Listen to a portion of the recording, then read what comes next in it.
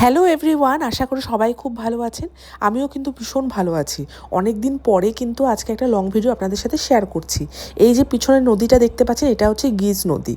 এই যে নদীর কিন্তু জলস্তরটা এতদিন পর্যন্ত এতটাই উঁচু ছিল, এখানকার আশেপাশে যে রেস্টুরেন্ট ছিল নদীর পাশে, এগুলো কিন্তু সব বন্ধ করে দিয়েছিল।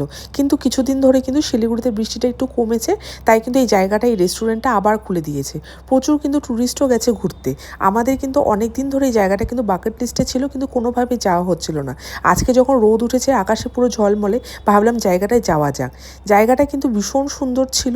নিচে কিন্তু পাথরগুলো ভীষণ পিছলে ছিল, কারণ এতদিন ধরে তো নদীর জল এই পাথরগুলোর ওপরে কিন্তু ছিল বলে মানে নদীর জল শুকিয়ে গেছে, কিন্তু পাথরগুলো কিন্তু প্রচণ্ড কিন্তু পিছলা ছিল। পা কিন্তু বারবার স্লিপ করে যাচ্ছিলো। স্টিল আমি কিন্তু সাহস করে তার একটু নদীতে নেমেছিলাম। নদীটা কিন্তু ভীষণ পরিষ্কার ছিল, এতটা মানে পরিষ্কার ছিল যে নিজের কিন্তু মুখও দেখা যাচ্ছিল। অপোজিট প্রান্তে কিন্তু আবার সবাই দেখছিলাম যে মাছও ধরছিল। যাই হোক, খাওয়া দাওয়া করতে আমরা কিন্তু অর্ডার করেছিলাম ভাত আর মাটন।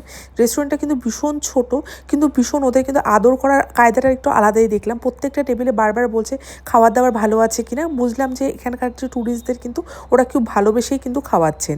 জায়গাটায় দেখুন যে কত রেন লিলি হয়ে রয়েছে, মানে ওরা রেন লিলি এখানে লাগিয়েছে বলে এত সুন্দর, এতগুলো রেন লিলি কিন্তু আমি একসাথে কোনোদিনও আমি দেখিনি। যাই হোক, জায়গাটা কিন্তু অসাধারণ ছিল। আশা করি সবার কিন্তু খুব ভালো লাগবে। তারপরে বেরিয়ে দেখুন এত সুন্দর পাহাড়। দেখা হবে আর একটা ভিডিওতে, ততদিন পর্যন্ত কিন্তু আপনারা সবাই খুব ভালো থাকুন।